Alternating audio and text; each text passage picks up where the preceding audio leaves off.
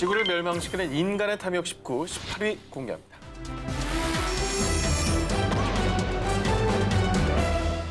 미국 아칸소주에서 제야의 밤 저녁에 무려 5,000마리가 넘는 새들이 하늘에서 추락.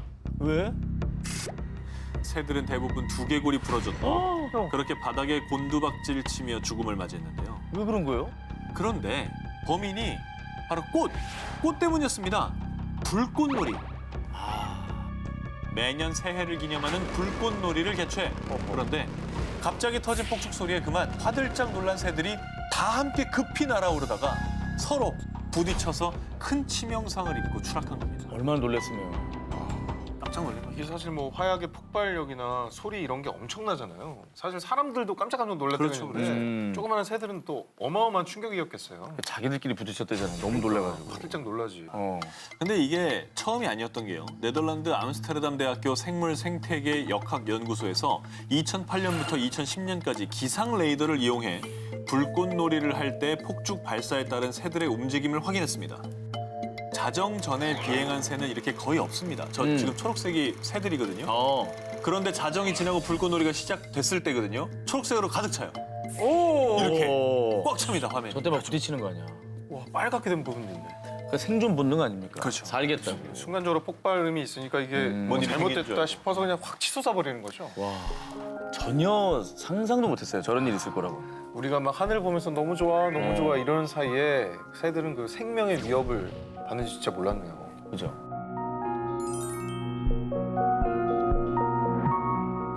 역시 무고한 새들을 위협하는 아주 거대한 파괴범 이야기입니다. 우선 이 사진을 먼저 보실까요?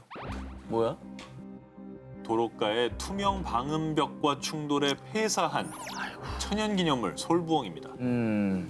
이 야생조류가 사망하는 가장 큰 원인은 인간들에 의한 서식지 파괴가 꼽히는데요. 그 다음이 바로 도로의 투명 방음벽 등으로 인한 버드 스트라이크. 국립생태원에서 추정한 바로는 유리창과 투명 방음벽 충돌로 죽는 조류의 수를 연간 1,000만에서 2,000만 마리 정도로 예측한다고 합니다. 진짜 많이 죽는다. 1,000마리가 아니라 1,000만 마리. 1000마리여도 놀라려고 그랬거든요. 그렇죠. 네. 뭐 미관상 유리 건물 멋있게 짓는다고 이렇게 투명 창으로 막 하고 그런 경우가 더 많잖아요. 그렇죠. 네. 근데 이제 새가 시력이 좋다고 알고 있었는데 왜냐면 높은 곳에서도 저 벌레 하나 잡아먹으려고 쭉 날아오지 않습니까? 그렇죠. 그건 그래요. 근데 조류의 눈이 사람처럼 앞쪽이 아니라 양 옆에 위치해 있지 않습니까? 이 넓은 시야로 포식자를 재빨리 포착하고 피하기 위해서 이렇게 진화를 한 건데 이 빠르게 비행하는 새들이 투명창을 인지하지 못한 상태에서 날다가 느닷없이 코앞에서 유리벽을 마주해서 사고가 나는 건데요. 정면을 잘 못 보는구나. 근데 뭐 건물을 다시 다 지을 수도 없는 거고 이제 어떻게 뭐 개선 방법이 없을까요? 국립생태원에서 야생 조류와 유리창 충돌 안내서를 작성해 개선 방법을 제안하고 있습니다. 가장 중요한 건 건물 유리창과 투명 방음벽이 새들의 눈에 띄어야 한다는 거죠. 그렇지. 새들은 사람과 달리 자외선을 볼 수 있습니다. 그래서 유리 외벽에 촘촘히 자외선을 반사할 수 있는 불투명 테이프를 붙이는 것도 조류 충돌을 막을 수 있는 대책이라고 합니다. 저 좋네. 오, 괜찮네. 저 좋다. 함께 상생할 수 있는 대책이 도입돼서 새들이 마음껏 자유롭게 하늘을 날 수 있기를 바랍니다. 지구를 멸망시키는 인간의 탐욕 19, 16위 공개합니다. 반려견 뒤에 숨겨진 불편한 진실. 2018년 3월 영국 버밍엄의 한 경기장에서 열린 크로프트 도그쇼 시상식. 세계 3대 명견 대회 중에 하나입니다. 그런데 이날 우승견의 주인이 우승 트로피를 받아드는 순간 갑자기 시상식장에 난입한 두 사람. 왜 저래 왜 저래? 왜 저러는 거야? 뭔가를 알리고 싶어하는 메시지가 든 천을 폈죠. 보통은 저렇게 이제 시위를 할 때 쓰는 방법이잖아요. 플래카드를 펼치려고 그랬구나. 네. 이들의 정체는 동물보호단체 페타 회원들로 밝혀졌습니다. 이들 손에 쥐어진 팻말에는 크로프트 Canine Eugenics, 크로프트 도그쇼는 개 우생학이라는 글귀가 적혀 있었습니다. 반려견의 귀여운 외모 뒤에 숨겨진 인간의 탐욕을 고발하기 위한 것이었습니다. 사람들이 강아지를 분양받을 때 가장 먼저 고민하는 게 뭔지 아십니까? 가장 고민하는 게 품종. 네. 그리고 대부분의 사람들이 뭐 믹스견보다는 순종견을 더 선호하는 경향이 있죠. 그렇죠. 네. 그래서 순종의 분양은 더 높은 가격대로 이루어지고 있는데 바로 이게 문제입니다. 혈통을 보존한다는 명목으로 행해지는 반려동물의 근친교배. 아, 이게 동물들에게 큰 고통을 안겨주고 있는 겁니다. 웬일이야. 2008년 영국 왕림동물학대 방지협회의 혈통견에 관한 과학 보고서에 따르면요. 순종견을 만들기 위한 근친교배는 눈은 크게, 몸통은 작게 이렇게 개 신체 기관을 과장되게 만들어 유전병을 부른다고 지적했고요. 특히 유전병으로 큰 고통을 받고 있는 견종에는 대표적으로 불독이 있는데요. 불독은 주름이 많을수록 예쁘고 귀엽다라고 생각해 주름이 많고 또 살이 찐 불독끼리 근친교배를 시키는 겁니다. 그러다 보니 호흡곤란과 피부 알레르기를 달고 사는 경우가 많답니다. 유전병이구나. 맞습니다. 그리고 혈통, 이 순종 유지를 위한 근친교배 외에도 다 보셨을 겁니다. 찻잔에 쏙 들어가는 작고 귀여운 모습 때문에 높은 분양가에도 불구하고 꾸준한 인기를 얻는 티컵 강아지. 이 티컵 강아지는요. 말티즈, 시추 등 인기 있는 강아지 종 중에 작고 연약하게 태어난 강아지들끼리 교배를 시키는 거라고 합니다. 때문에 당연히 골절되기 쉽고요. 또 관절 관련 질병의 위험이 더 높다고 합니다. 맞아요. 그건 아니야. 예. 예쁜 반려동물 뒤에 숨겨진 아픔. 반려동물은 말 그대로 인생의 동반자이자 가족이지 절대로 당신의 인형이 아닙니다. 지구를 멸망시키는 인간의 탐욕 19, 15위를 공개합니다. 인간의 탐욕으로 만든 산의 진미. 중국 송나라 황제들의 상에 올랐던 진귀한 음식이자 제비집, 전복과 함께 중국 3대 진미로 꼽히는 샥스핀. 말린 상어 지느러미를 걸쭉하게 끓여낸 샥스핀 수프는 중국, 대만, 홍콩 등 중화권 국가에서 부와 건강의 상징이자 최고급 보양식으로 통해서요. 전 세계 샥스핀의 무려 95%가 중국과 대만에서 소비되고 있다고 하는데요. 자, 그런데 말입니다. 상어 지느러미 샥스핀이 우리 식탁에 오르기까지의 과정은 정말 상상을 초월할 정도로 잔인함 그 자체입니다. 자, 그 이유는 바다에서 상어를 포획한 뒤 살아있는 상어의 지느러미만 샥하고 도려낸 채 그대로 상어를 바닷속에 내던져 버립니다. 일명 샤크 피닝 방식 때문인데요. 이 방식이 얼마나 상어에게 잔혹하냐면요. 이 불에가 없는 상어는 지느러미로 헤엄을 치는데 지느러미를 잃었으니 그대로 깊은 바닷속으로 가라앉아 고통 속에 죽음을 맞이하게 되는 거죠. 그냥 익사하는 거네, 어떻게 보면. 자, 이렇게 잔인하게 상어를 포획하는 이유. 상어의 몸통은 맛이 없고 상품 가치가 없기 때문인데요. 그래서 값비싼 지느러미만 잘라내고 굳이 부피가 큰 상어 몸통은 싣고 오지 않는 겁니다. 자, 바다의 포식자라는 말이 무색하게도 인간의 욕심 앞에 무분별하게 죽어가는 상어는요. 많게는 한 해 1억 마리 이상이라고 합니다. 그래서 지난 2016년 기준 상어 465종 가운데 무려 74종이 멸종 위기종으로 분류된 상황이라고 합니다. 이제 멸종위기까지 왔군요. 자, 그런데요. 정말 다행히도 참혹한 상어의 남획 방식이 세상에 알려지면서 샥스핀 요리를 금지하는 국가들이 늘어나고 있는데요. 2012년 유럽연합에서는 상어 지느러미 남획을 금지하는 법안이 통과됐고요. 그리고 샥스핀이 가장 많이 소비되는 중국. 자, 2013년 시진핑 정부는 공식 연회 메뉴에서 샥스핀 요리를 퇴출. 2017년에는 중국 최대 해운사와 항공사가 연이어 샥스핀 운송 중단을 선언했다고 합니다. 저희도 좀 느끼는 게 샥스핀 요리에 대한 얘기를 예전보다 덜 들은 것 같아요. 예전에는 중국집, 좀 고급 중국집 가면 무조건 있었던 것 같은데 요즘 이제 안 보이는 것 같기도 하고. 사실 그런 인식 변화가 가장 큰 거죠. 그러니까요. 네. 자, 인간의 탐욕이 만든 산의 진미 속에 숨겨진 아픔. 부디 이런 아픔이 계속되지 않기를 바랍니다. 지구를 멸망시키는 인간의 탐욕 19, 5위 공개합니다. 태평양을 뒤덮은 플라스틱 숲.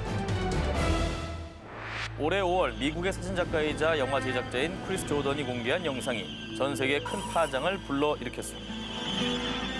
각종 바다새의 보금자리였던 미드웨이 섬. 이곳에서 비닐이 목에 감겨 죽은 새. 플라스틱을 뱃속에 끌어안고 신음하다 숨을 거둔 새의 사체까지 등장. 피폐해진 섬의 실태를 알렸습니다. 더욱더 안타까운 건 이 끔찍한 상황은 지금도 또 이 시간에도 계속되고 있다는 사실입니다. 태평양 한가운데 해류들이 돌아가는 환류지대에 플라스틱 쓰레기 더미들이 모여들고 있다는 건데요. 일명 플라스틱 수프라 불리는 이 쓰레기 더미들은 바로 우리가 흔하게 사용하는 생수병, 일회용 일상용품 등이 한데 모여 만들어진 거라고 합니다. 어마어마하네요. 인간의 탐욕으로 인해 무분별하게 쌓인 이 플라스틱을 먹이로 착각하는 바다새와 동물들.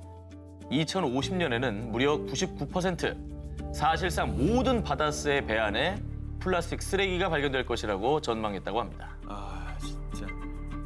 우리 때문에 피해를 저 새들이 받는 거네요. 그렇죠. 게다가 이 피해는 물론 인간에게까지 이어지고 있는데요.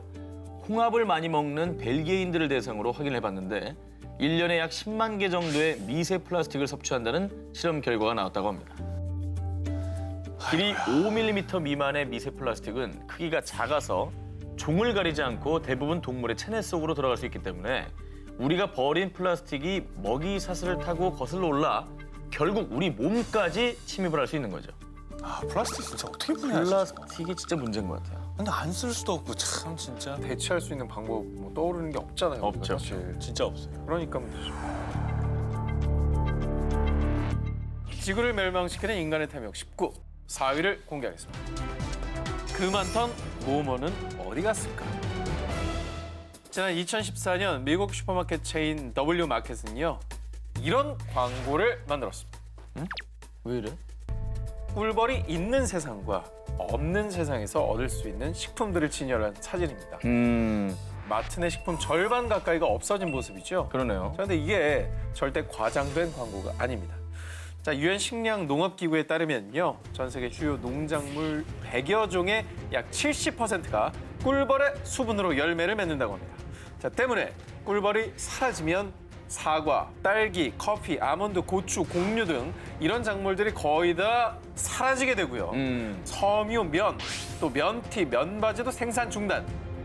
왜냐? 이 목화도 꿀벌이 없으면 수분을 못하니까 오직 합성 섬유에만 저희가 의존을 해야 되는 거죠. 그러겠다. 또 더 심각한 건요. 이것저것 다 사라져 닭, 돼지고기 등 잡식 동물만 섭취하다 보면 영양 불균형을 불러일으켜 결국은 인류가 멸망할 수밖에 없다는 겁니다. 자, 이게 바로 나비 효과보다 강력하다는 꿀벌 효과입니다. 정말 무섭죠. 꿀벌하면 이제 꿀이나 주는 줄 알았는데 사실 굉장히 중요한 역할을 하고 있었네요. 그죠? 자, 그런데 말입니다. 더 심각한 건 이 꿀벌 효과의 공포가 우리 코앞, 현실로 다가오고 있다는 건데요. 미국, 유럽 등 세계 곳곳에서 해마다 30에서 40%의 꿀벌이 사라지고 있다고 합니다. 해마다? 많이 사라지는 거 같아. 너무 없어진다. 일명 벌집 군집 붕괴 현상. 꿀을 가져오는 일벌들이 집에 돌아오지 못해 유충과 여왕벌이 폐사하는 현상인데요. 전 세계적으로 왜 이런 현상이 일어나고 있느냐? 지난 2017년 유럽에서 대규모 야외 실험을 통해 밝혀진 꿀벌 멸종의 주범은 바로 살충제 성분인 네오니코티노이드. 그동안 친환경 농약으로 인식됐었는데요. 치명적 부작용이 이번 실험을 통해 밝혀진 겁니다. 자, 그리고 지난 7월 영국의 한 대학에서 네오니코티노이드가 꿀벌에 미치는 악영향을 발표했는데요. 자, 꿀벌이 꽃가루를 모을 때 초당 400번의 날개를 진동하는데 네오니코티노이드에 주기적으로 노출된 꿀벌의 경우 진동 횟수가 20% 감소. 와. 또 살충제에 노출되지 않은 꿀벌에 비해 모은 꽃가루도 절반 수준. 살충제가 꿀벌의 신경계를 마비시켜 날개 운동이 느려진 것 때문이라고 합니다. 되게 치명적인가 보다. 저게 오히려 좋은 살충제인 줄 알았잖아요. 그렇죠. 좋은 건 줄 알았다고. 길게 보면 생태계 전반을 파괴할 수도 있는 그런 살충제였던 거죠. 상대성 이론의 과학자 아인슈타인은 꿀벌이 멸종하면 인류도 4년 안에 사라질 것이다라는 말을 했죠. 그렇습니다. 자, 우리는 반드시 명심해야 합니다. 식물 생태계 붕괴는 결국 지구 생태계 모두를 붕괴시킬 수 있다는 사실을 말이죠. 지구를 멸망시키는 인간의 탐욕 19, 11위 공개합니다.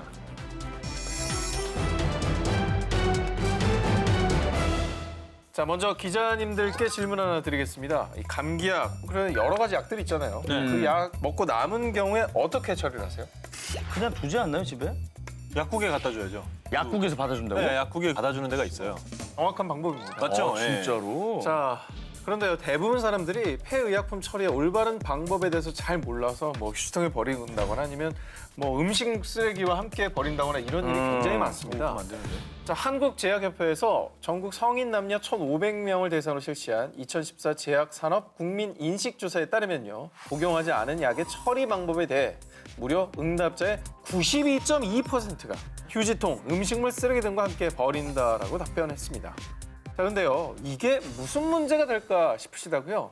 자, 1997년 프랑스 베르톨레 인근의 한 강을 조사하던 산업환경연구원 과학자들은요, 희귀한 물고기를 발견합니다. 자, 그것은 바로 수컷도 암컷도 아닌 중성 물고기. 더 놀라운 건 당시 강 하류에 서식하던 야생 물고기의 약 60%가 중성화된 상태. 무섭다. 자, 근데 왜 이런 일이 발생했느냐? 조사 결과 강 어귀에 스테로이드 약품을 생산하는 다국적 제약기업의 공장이 있었는데요. 그곳에서 배출된 폐수의 피임약 성분인 합성 에스트로겐이 하수 처리 공장에서 완벽하게 제거되지 않고 강물에 흘러들어가 이런 끔찍한 사태가 벌어진 겁니다. 에스트로겐이면 여성 호르몬이잖아요. 여성 호르몬. 그게 들어갔으니까 이 수컷으로 태어난 물고기가 암컷 호르몬이 왕창 들어간 거군요. 자, 이렇게 하수구 또 땅에 버려진 폐의약품들이 결국 먹이 사슬로 결국 우리한테 다 돌아오게 되어 있습니다. 쟤네들 수산시장에서 팔면 살 거 아니에요. 자, 근데 우리가 이걸 어떻게 해야 되느냐? 자, 대표적으로 폐의약품 처리가 잘 이행되고 있는 곳이 스웨덴인데요. 1980년대부터 일찍이 국가적으로 폐의약품 수거 사업을 실시해서요, 약국에서 모아진 의약품들을 소각업체에서 수거하고 또 소각업체에선 이때 발생하는 가스까지 정제 배출하고 또 여기 남은 재까지 지정된 장소로 보낸다고 합니다. 철저하네. 자, 그래서 2004년 유럽연합에선 의약품 관련 공동규약 제정을 위한 지침을 통해 모든 회원국은 폐의약품 수거 시스템을 정립해야 한다라고 강하게 권고하고 있고요. 우리나라에서도 2008년부터 환경부와 보건복지부에서 폐의약품 수거 사업을 실시하고 있는데요. 약은 약사에게, 남은 약도 약사에게. 지구를 멸망시키는 인간의 탐욕 19, 8위 공개합니다. 우리가 몰랐던 에코의 배신. 녹색 소비. 불필요한 소비 없이 에너지 효율이 높거나 재활용이 가능한 제품을 고르는 소비를 뜻합니다. 자, 그런데요, 지구를 위한 녹색 소비가 오히려 환경을 해칠 수 있다는 사실 알고 계셨나요?